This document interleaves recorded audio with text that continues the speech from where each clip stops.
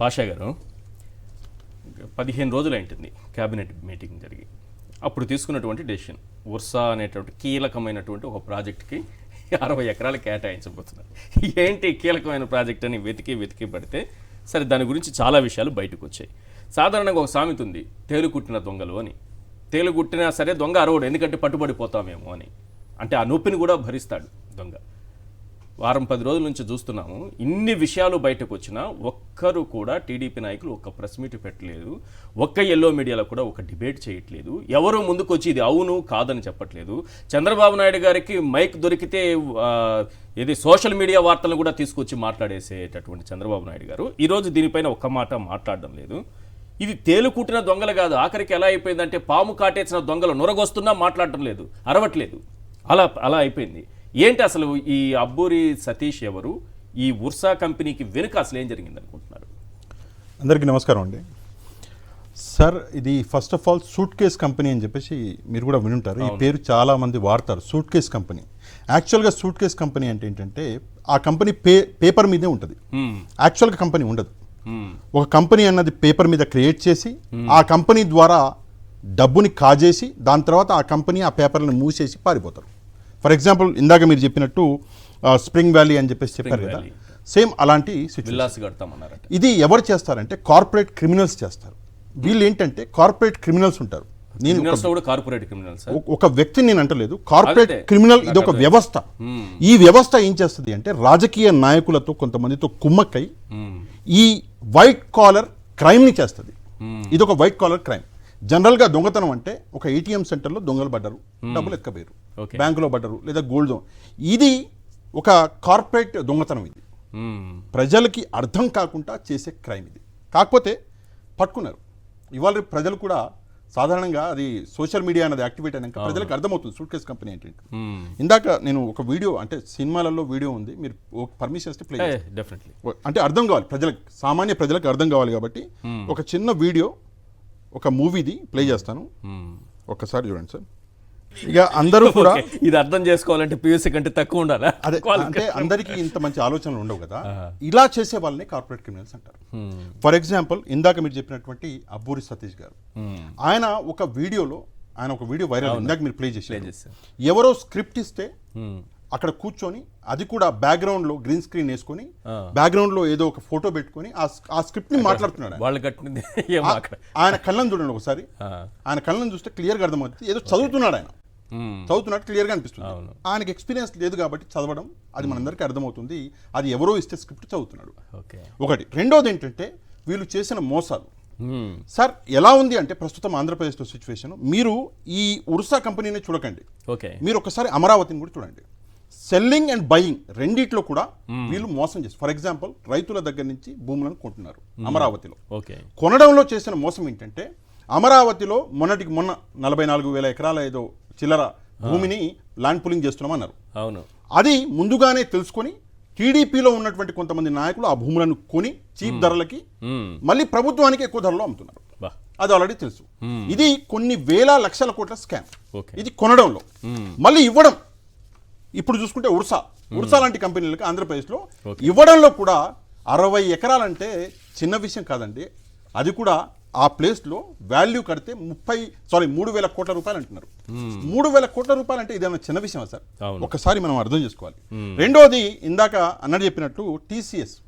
Sir, అది TCS అయినా, అది ఏ అమెజాన్ అయినా, అది ఏ కంపెనీ అయినా, ఈ కంపెనీలన్నీ కొన్ని లక్షల కోట్లు సంపాదించే కంపెనీలు. వాటికి ఫ్రీగా ఇవ్వడం ఎందుకు, మన వాల్యూ పడగొట్టుకోవడం ఎందుకు? ఎంతో కొంత కట్టి ఇవ్వచ్చు కదా, అమౌంట్ అడగొచ్చు. చంద్రబాబు నాయుడు గారే మాకు బ్రాండింగ్ అంటే 99 పైసలకి పడిపోయింది కదా బ్రాండింగ్ వాల్యూ. అదే అంటున్నా నేను, 99 పైసలు. మన బ్రాండింగ్ చంద్రబాబు నాయుడు గారిని మనం చెప్పుకుంటున్నాము, ఆ వాల్యూ పెరగాలి కదా, బ్రాండింగ్ వాల్యూ పెరగాలి కదా. ఇక్కడ చేసేది అదే సార్. ఏం బ్రాండింగ్ లేదు, ఏం మన్ను మశానం ఏం లేదు. డైరెక్ట్ గా చెప్తున్నా, నేను చెప్పింది కాదండి, మళ్ళీ నన్ను తీసుకెళ్లి లోపల వేసారు. మార్గాని భరత్ గారు, వైసీపీ నాయకులు, ఆయన చెప్పిండు ఇది డైరెక్ట్ గా నారా లోకేష్ గారి కంపెనీ, బినామీ కంపెనీ అని చెప్పేసి. ఈ బినామీ కంపెనీకి ఆయన లాభం చేకూర్చుకుంటుండు. 60 ఎకరాలు భూమి, అది కూడా సార్ అరెకరం దొరకదు, మీరు వెళ్ళి కొనండి, అరెకరం దొరకదు. అట్లాంటి ప్లేస్లో 60 ఎకరాలు మింగుతున్నారు. ఇది బయటికి కనిపించేది. బయటికి కనిపించకుండా కొన్ని లక్షల కోట్ల రూపాయల ఈ స్కామ్ అనేది జరుగుతుంది. నేను ముందు నుంచి మొత్తుకుంటున్నాను, Amaravati is a big scam. భారతదేశం ఏనాడు చూడని స్కామ్. ఆ స్కామ్ నెక్స్ట్ వచ్చేసి సరే అమరావతి చూసుకోండి, ఇది చూసుకోండి, ఉడిసా చూసుకోండి, వీటి నుంచి డైవర్ట్ చేయడానికి మళ్ళీ ఏదో లిక్కర్ అంటారు, మళ్ళీ అదేదో అంటారు, ఇంకేదో అంటారు. ఇది అన్నీ తీసుకొచ్చి మీదేసి ఫైనల్గా ప్రజల్ని దారి మళ్లించాలి, దృష్టిని మళ్లించాలి అని చెప్పేసి ఈ ప్రయత్నం చేస్తున్నారు. సింపుల్గా నేను మన దేశంలో కొన్ని వ్యవస్థలు ఉన్నాయండి. ఈడీ ఉంది, ఓకే, మన దగ్గర సిబిఐ ఉంది. ఏం చేస్తున్నారు సార్ నాకు చెప్పండి? ఇంత పెద్ద స్కామ్ జరుగుతుంటే ఏం చేస్తున్నారు? ఒకవేళ ఇదే అపోజిషన్ పార్టీలు చేసుంటే ఈ పార్టీకి తీసుకెళ్లి అరవింద్ కేజ్రీవాల్ గారిని లోపలేసినట్టు వేసేవాళ్ళు. అవును, మరి ఏం చేశారు మీరు?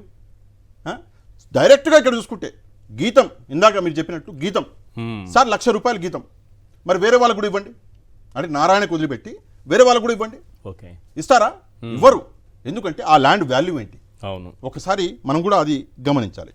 నెక్స్ట్ వచ్చేసి సార్ ఇక్కడ జరుగుతున్నటువంటి కేసినేని నాని గారి గురించి. సార్ కేసినేని నాని గారు ఆధారాలతో సహా ఒక్కొక్క విషయాన్ని బయటపడేస్తున్నాడు, ఓకే, బయట వేస్తున్నాడు ఒక్కొక్క విషయాన్ని ఆధారాలతో సహా. ఇందాక మీరు చూపించారు. ఫర్ ఎగ్జాంపుల్ మీరు చెప్తాను, ఇందాక సతీష్ గారు, అబ్బూరి సతీష్ గారు అసలు నాకు సంబంధమే లేదన్నాడు. మీరు ఆధారం చూపించారు, ఆయన పెట్టింది తీసి ఆ డాక్యుమెంట్ తీసి అక్కడ చూపించారు. మరి అయిపోయింది కదా, లిమిటెడ్ లయబిలిటీ కంపెనీ అది, దాంట్లో ఆయన పేరు క్లియర్ గా కనిపిస్తుంది. అది టర్మినేటెడ్, ఇప్పుడు ప్రీవియస్ కంపెనీ అది ఇప్పుడు టర్మినేటెడ్ లో చూపిస్తుంది. అవును, అయినా కూడా రికార్డులో పేరు ఉంటుంది కదా, ఉంది కదా, రికార్డులో పేరు ఉంది. మరి ఆయన చెప్పింది అబద్ధం కదా. మరి మన సిఐడి ఏం చేస్తుంది? కేసు పెడతారా? సిఐడి అడుగుతున్నా నేను. లేని చోట్లలో పోయి అదేదో స్కామ్ అంటారు, ఇదేదో స్కామ్ అని చెప్పేసి దొంగ కేసులు పెడతారు కదా, మన వాళ్ళని తీసుకెళ్లి లోపలేస్తారు, వైసీపీ వాళ్ళని కదా. మరి ఇటు చూసుకుంటే సోషల్ మీడియా వాళ్ళనండి తీసుకెళ్లి లోపలేసి నెలల తరబడి, పాపం ఇప్పుడు సంవత్సరం అవుతుంది ఒక మనిషిని లోపలేసి, నెలల తరబడి సంవత్సరాల తరబడి లోపలేస్తున్నారు. ఇంత పెద్ద స్కామ్ చేస్తే ఇక్కడ సిఐడి ఊకే ఉంటుంది, అక్కడ సిబిఐ ఊకే కూర్చుంటుంది, ఈడీ ఊకే కూర్చుంటుంది, ఎవ్వరు కూడా మాట్లాడు.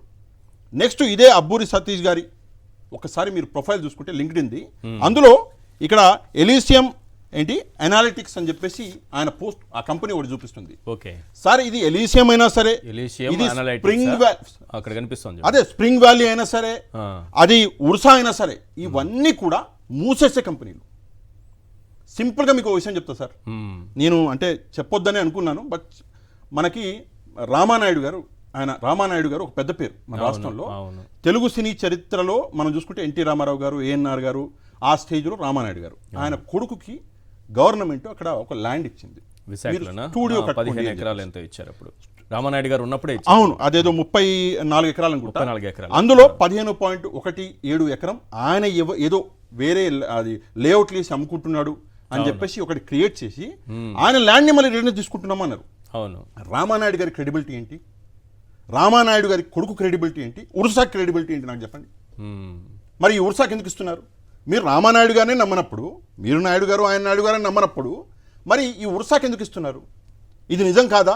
సరే, ఒక ఎంపీ ఎక్స్ ఎంపీ ఎలిగేషన్ చేస్తున్నాడు, ఇది మీ కంపెనీ అని, నారా లోకేష్ గారి దొంగ కంపెనీ అని చెప్పి. మరి దీనికి సమాధానం చెప్పరా? నిజంగా ఇందాక మీరు చెప్పినట్టు తేలు గుట్టినట్టు నేను కూడా చూస్తున్నాను, ఎవరైనా మాట్లాడతారా?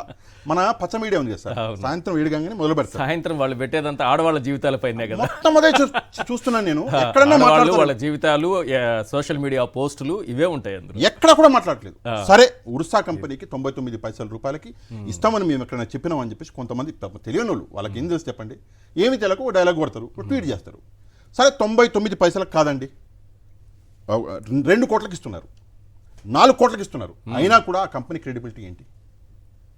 కంపెనీ క్రెడిబిలిటీ, ఆ కంపెనీ అనేది ఉద్యోగాన్ని క్రియేట్ చేయగలదా? 99 పైసలకి ఇవ్వట్లేదని ప్రభుత్వం ఎందుకు చెప్పట్లేదు? ఎందుకు? క్లియర్గా ముందు ఇప్పుడు మీరు నా మీద ఒక అలిగేషన్ చేస్తే నేనేం చేస్తాను, నా రెప్యుటేషన్ పాడైద్దని చెప్పేసి చంద్రబాబు నాయుడు గారితో ఇవాళ రేపు 2 గంటలు వచ్చేస్తున్నారు మీడియా ముందు. మరి 15 రోజుల నుంచి డ్రామా జరుగుతుంటే 15 రోజుల నుంచి కేసినేని నాని గారు కూడా ఒక లెవెల్లో అటాక్ చేస్తున్నాడు. సో టీసీఎస్ కి ఇవ్వడం వెనక కూడా పెద్ద ప్లానే ఉంది. 100%. నిజం చెప్పాలంటే సార్, టీసీఎస్ కి సంబంధించి వాళ్ళు 99 పైసలకి ఇస్తేనే వస్తామని అడుగుతారా? నిజానికి వాళ్ళు అడగరగా సార్. 99 పైసలకి మీరు ఇస్తాము అంటే మీ వాల్యూ ఎంటైర్ ల్యాండ్ వాళ్ళకి ఇస్తారన్న 13 ఎకరాలు పైగా, వీళ్ళకైనా టీసీఎస్ లాంటి పెద్ద సంస్థకేమో 13 ఎకరాల లోపు, 12 పాయింట్ సంథింగ్ ఎంతో ఉంది, 13 ఎకరాల లోపు. ఇది ఉర్సాకేమో 60 ఎకరాలట. టీసీఎస్కి 13 ఎకరాలు, ఉర్సాకి 60 ఎకరాలు. ఇక్కడ చూస్తాను sir, what is the profit of TCS in 2024 అని 48,553 కోట్లు అని సార్. అదే వాళ్ళు అడుగుతారా? అంత క్రెడిబిలిటీ ఉన్నటువంటి సంస్థ 99 పైసలకి నాకు 13 ఎకరాలు ఇస్తేనే నేను వస్తానని అడుగుతుందా? అడగకపోయినా మీరు ఎందుకు ఇచ్చారు? ఏ ఉద్దేశంతో ఇచ్చారు? దీని వెనుక మీ ఆంతర్యం ఏంటి? ఈశ్వర్ గారు. నెక్స్ట్ ఉర్సా ఇక్కడ ఒక విషయం సార్, నేను ఒక విషయం చెప్పాలి. టీసీఎస్ కంపెనీకి మీరు 99 పైసలకి మీరు ల్యాండ్ ఇచ్చి మీరు మీ వాల్యూని పడగొట్టుకున్నారు. ఎస్ మీరు ఆ ప్రైజ్కి ల్యాండ్ ఇవ్వండి అని చెప్పేసి టీసీఎస్ అడగదు. ఎస్ టీసీఎస్ కు మీరు ఫ్రీగా 99 కాదు ఫ్రీగా ల్యాండ్ ఇచ్చినా కూడా తనకి లాభం లేదు అన్నప్పుడు ఆ కంట్రీకి రాదు. తనకి లాభం ఉంది అని చూసుకునే వచ్చేది. లాభం ఉన్న Yes, చోట వస్తున్నాను, sir. 99 పైసలు కాదు 99 కోట్లైనా సరే 9,000 కోట్లైనా సరే టీసీఎస్ పెడతది. రైట్. కానీ మీరు మీ వాల్యూ పడగొట్టుకున్నారు. ఈ రోజు Yes. రాష్ట్రం వాల్యూ పడగొట్టారు, ఆ ప్రదేశం ఆ ప్లేస్ వాల్యూ పడగొట్టారు. ఈ రోజు ఒక ఎకరం మనం కొందామంటే ఎంత ఉంది సార్? అక్కడ కోట్లలో ఉంది.